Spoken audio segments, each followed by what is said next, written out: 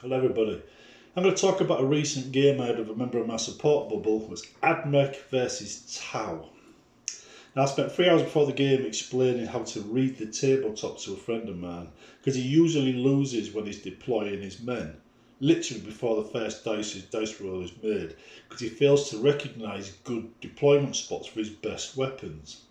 And he fails to understand that it's obvious where his best weapons must be to me. So if he places them there, then that's what I expect. If he doesn't place them there, then he's not really fielding his army effectively and he's going to lose. So he's either handing me the game or he's going to place them where I expect him to place. So basically the whole point is, it's not a secret to me, you know, where he's going to put them, right? He likes to think it is, so he deploys them last, but it's not. What is a secret to me is all the other stuff he's putting down first, because I've got no idea where that would be. So after all that lot, we all deployed, we started playing. And I explained to about, if you're going to go around the flank with a lot of men, right, or with a man, do it with a lot of men. Try and outgun your opponent on the flank. That means, it's like with Thousand Sons, it's easy, you know.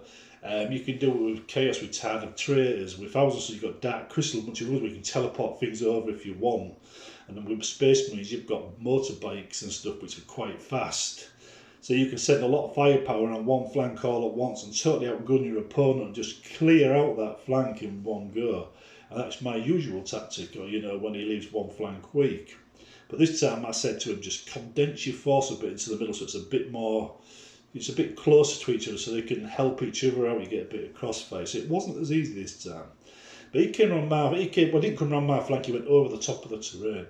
And he didn't do it with enough men. He only did it with part of men. He used some of these scouts, these fly scouts with a melter and some of those blaster type things that fire 5 shots with AP0 weapons, strength 5 AP0 weapons. It's what Tau usually have.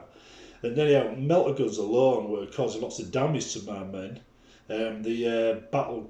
Not battle cannon, I can't remember, they're like assault cannons basically. He's firing with them, strength 5 hits, so many shots, and I usually save most of them, but he caused quite a bit of damage. He wiped out quite a few units on the first turn. Unfortunately for him, he didn't do it with all his men. If he did it with all his men, he would have done the job I told him he would have done and just cleared away one flanker man, quite an important flank. But he didn't. He kept it back because he wanted to be cautious. Now the thing about this is, when you're playing a game of 40k, being cautious can lose you the game. Sometimes you've got to put everything in plain sight so your opponent can shoot at something, so you're ready to take advantage on your turn. Or you put it in a position where you can move into that position from a hidden position on your turn. And he did neither. He separated the attacks, divided them, so first lot went over the top, died. I shot them to pieces. He caused a lot of damage to me, but the damage was repaired. So the second lot go to the top, died. In the end, I cleared away one of his flanks. So yeah, you know, but he was getting the idea. I mean, usually he gets a few points in the first turn, and then I just deny him the rest of the game, any points for the rest of the game. So he ended up with 2/3 of the points I had. And I had 12, I think he had 9, something like that. So he did really well, right? You know, he says compared to what he usually did, but he still lost. But yeah, you know, now on my side, I used dragoons to, you know, to basically get in amongst his men, engage them in combat. Now the dragoons are really, really good at taking fire and absorbing damage. They're just in that, they're in that sweet spot. That's toughness 6, right? 4+ save, I think it's 6 invulnerable, right, with a -1 to hit. That means you've got to hit them first, and it's usually going to be a 4 or a 5 for the best troops in the game, or most of the normal best troops in the game. So then you've got to get a 5 again for normal weapons to wound them, you know. And if it's laser guns, it's a 6.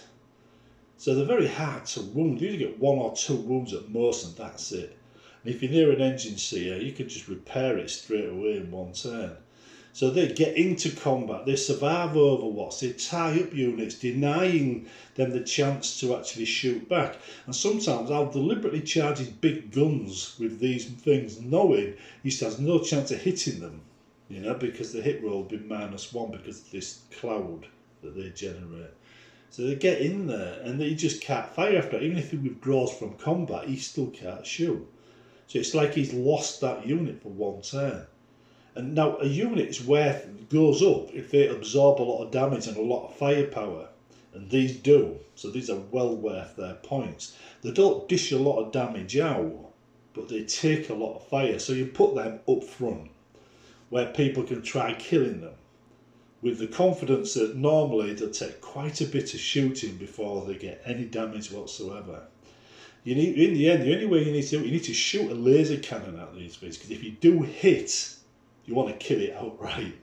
Unfortunately, anybody that shoots a laser cannon at a dragoon is basically playing into your plan, because he's not shooting at anything that's more important, and dragoons aren't that important.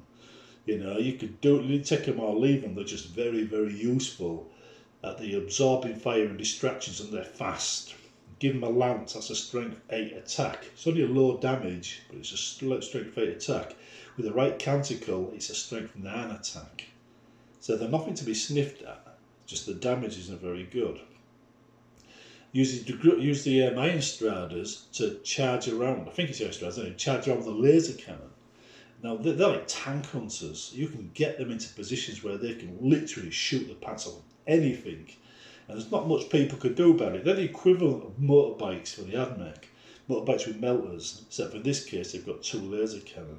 So they're worth taking as well, just because they are like good hunters on the battlefield. Now my favourite unit on Admech is Vanguard Infantry. Many times I've had conversations in the Admech groups on Facebook about, you know, Vanguard, and for years they completely underrated them. And I said to them, look, if you take 10 Vanguard with radium carbines, they fire 3 shots each, that's 30 shots. Right, that's 30 shots from one unit. I said the strength 3. Now they usually hit on a 3, so that's a 2/3 of them going to hit, so that's 20 are going to hit. If you're firing at a Space Marine unit with a toughness 4, you're going to do it on a 5, so 2/3 are going to just fail. That means 7 have hit. Then, you know, I said, well, you know, it's wounded, should I say. Then they've got a save, and they've got like a 3+ save, so that's 2/3 are going to save. So they've got 2 dead, right? 2 dead Space Marines.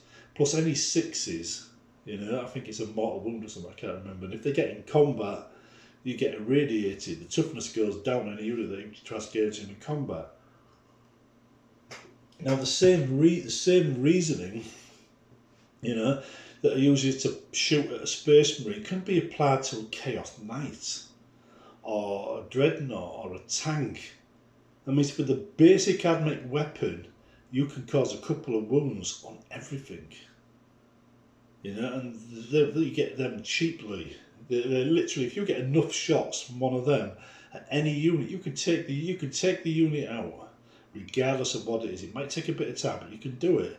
So they're nothing to be sniffed at. They've got the capability of damaging everything on the board, and I like that about them. And if you fire at anything that's in the same category as them, you like Imperial Guard, it's devastating. It's absolutely devastating. So yeah, you know, this is radium carbines on Vanguard, my favourite unit by far. Now the other thing is the Dune Crawlers. I love those units. Now because the 9th edition has taken away all the moving and firing rules, so most of what made Admech different is now gone out the window. So there's no advantage to Admech's move and firing anymore because everybody's got it. But they're still an effective vehicle. They can, I think, move 8 inches, carry a neutron laser, which is devastating. And with the new barrage rules, you know, most of them get so many shots with these things. But these were the original units that did. You know, 1 and a 2 is still a 3 in 9th edition. So you roll a 1 or a 2, you're going to get a 3. But it's D3 shots. So if you roll a 4, right, a 3 or a 4, you're actually getting 2. So you've actually got a 2/3 chance of getting 3 shots with them. So you roll it, says, and then you're actually shooting with that thing with strength 10 damage and strength 10 hit and D3 damage and -4 AP. You might not get as many shots as you do with Tau. you know, because they get lots of shots. I mean, my mates must have been rolling 100 times more dice than I was rolling throughout that game, right? But mine were causing more damage. When they were hitting, they were killing. And neutron laser does most of the work. It's the heavy hitter. But the anti-aircraft weapons you get, you know, on the dual crawler as well, versus Tau are especially effective because nearly everything on the Tau side has the fly keyword. So it's a 2+ to hit for them. You know, in the right situation now, it's 2+ to hit. So they were just destroying everything. You know, so it's lethal. If you play Tau a lot and you've got Admech, you have to take anti-air because it's just they're in their element there. I did take Castellan robots, but I didn't change the default protocol. I left it as, because I take the free gun configuration that gives you 9 shots. But I didn't hold them down and then just have double the shots. I was satisfied with the 9 shots, just kept moving them forward. And they were just clearing the way as they went without any extra help. So yeah, they were quite good. I had lots of repairmen, you know, engine seals and stuff kicking around to do the job as well. And because my friend was laughing at some of my dice rolls, I had Belarus Claw melt one of his men's face off with one of his weapons at close range. It was massive overkill because it was a strength 10 weapon against infantry. But that's what it gets for laughing at me. But yeah, it was a good game. It was an interesting game. In the end, you know, if you imagine this screen is the map, and he was charging on the flank on this side, and at this side I had my bots that were coming round like that, and he was coming down like this, round this side. So he's coming round that side, and I'm attacking round that side, but I was defending this bottom bit here. Then you can imagine I destroyed him as he came round, then advanced forward. With me dragoons, and this side I advanced around the side, and I had a fire rack right across the board in a line there, and I just lined everything up along there and just started shooting. Game over turn 3 after that. That happened on turn 3, and it was game over at the end of that shooting round because it just decimated everything. It's a combination of things, but mostly bots, dragoons, and stuff like that. I did use breaches, and I did use what's the other ones? I can't remember. Both types of them anyway, and they were really effective. The grav guns were especially effective, but much shorter range. I used them to clear away his battle suits in short order. I think, you know, if I'm going to play Tau more often, I'm going to be taking more of those grav guns. The arc rifles with the 2 shots at 36-inch range, they're really good against vehicles, but you've got to hit first. He was wiping them out though on turn 1, so I didn't have that many left by the time I came to use them. In fact, he'd done considerable amount of damage to me before I even got to roll a dice, because like I said, I spent 3 hours helping him understand the board and his deployment and where to expect me and where he would be, and then he used that to destroy half my men.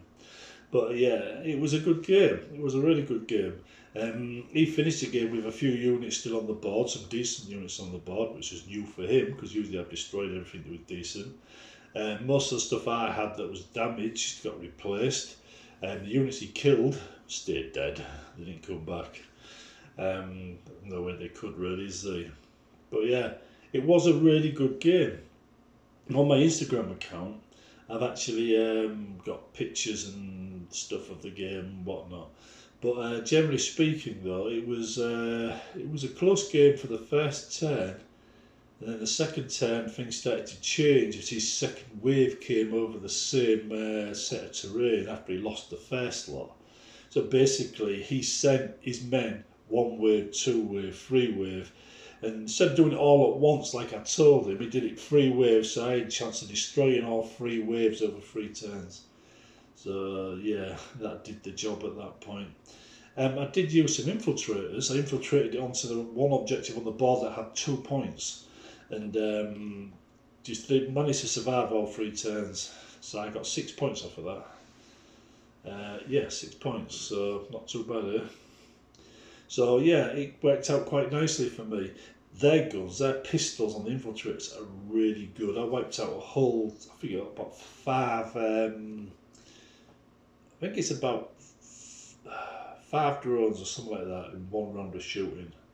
The drones, if you ever play in Tau, the drones, they'll hang about and be annoying, and you really need to wipe out them drones, right?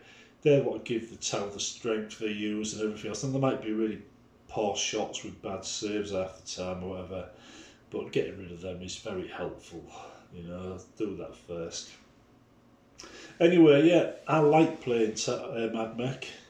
Admech are very versatile side, although I do need more assault troops. I don't have many of the new stuff. I did have a Dune Rider in the game, you know, with its weapons. That was helping on this flank here with the bots and that lot, and it did rather well. I take that with the indirect fire weapon. I can't remember what they call it. I can fire things you can't see, because my mate usually does that to me with a Thunderstrike cannon, and I wanted to repay the favour. So yeah, but that behaved rather well as well. Quite like them in that configuration. I might get another one when I get a job anyway, and I can get back to work and get some money coming in. But I do like Admech. They're very versatile. In the past, people have said they're not a very mobile side, but that's because they were taking the cataract robots, or Cataphrone robots, so they call them, and they just basically stick them on the mode that allows them to shoot twice, and then wonder why the whole game is static. Where I went down the Iron Strider Dragoon route, and I went hunting for the enemy.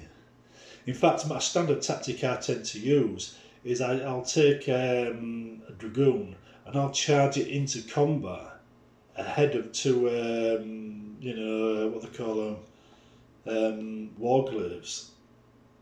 So the Warglaives will be running behind whilst the Dragoon's taking the fire.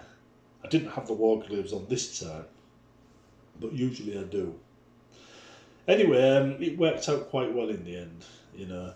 I think I'd recommend anybody playing Admech, I recommend you do get at least 3 Dune crawlers and make one of them an anti-air one, and you've used the other 2 with neutron lasers. I also recommend as many as you can get on the Dragoons and Iron Striders, because they're just brilliant. You know, the Iron Striders are good at hunting down tanks. Think of them as motorbikes on legs, only better, because they're more survivable because of the toughness 6. And you know, the Iron Striders and Dragoons, well, the Iron Striders and Dragoons together don't really work because they're different roles entirely. But one's anti-tank, one is basically combat, and they're good at stopping units from getting shots off, and they're good at getting in first and absorbing the overwatch. But anyhow, Dune crawlers, Iron Striders.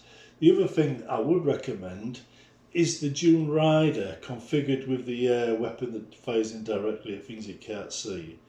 That is worth having, right? That's a good complement to the other 2 units in the difference it makes. And if you're going to go for troops, it's okay taking rangers, but make it 5-man squads of rangers with transuraric arquebuses, that's the long sniper rifle. But do full 10-man squads of Vanguard. And give the Vanguard some plasma as well if you can.